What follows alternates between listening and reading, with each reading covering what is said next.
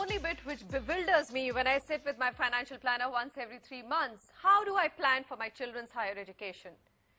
Should I take the cost of 4-year professional college in India today and account for inflation over 10 years? 8%, 9%, that's at best what I would do. The first challenge comes when I'm doing this number.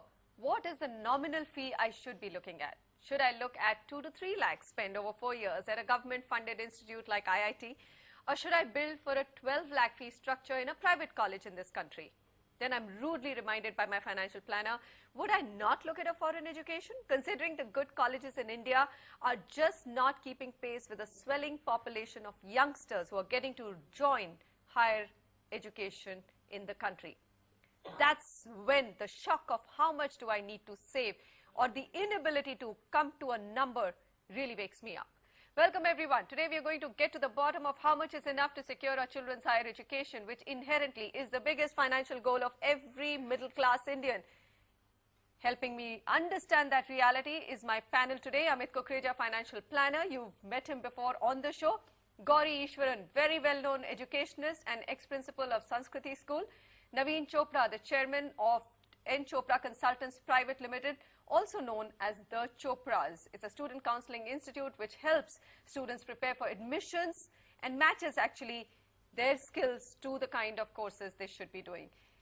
Gauri, Naveen and Amit, thanks very much for joining me. I think, Amit, you're going to help me understand whether that 8%, 7%, 8% nominal inflation that I take in terms of trying to build a financial plan or a corpus for my children's education is good enough. Because you send us some data which says even 8% inflation is not good enough when I'm looking at kids' higher education.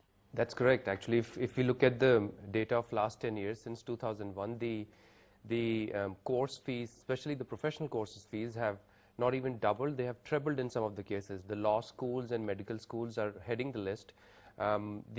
When we do the calculation, it has turned out to be that on an average, the educational courses cost has been rising at the rate of 12 to 14% per year, which means the educational cost could be doubling in 6 years, and in some of the specialized courses, it could be trebling in 6 to 8 years. So it's very difficult to keep track of how we plan this. And if you have aspirations of sending the kid abroad, then the foreign currency fluctuations are another issue to deal with.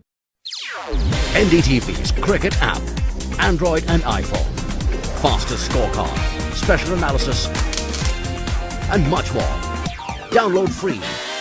ndtv.com/apps.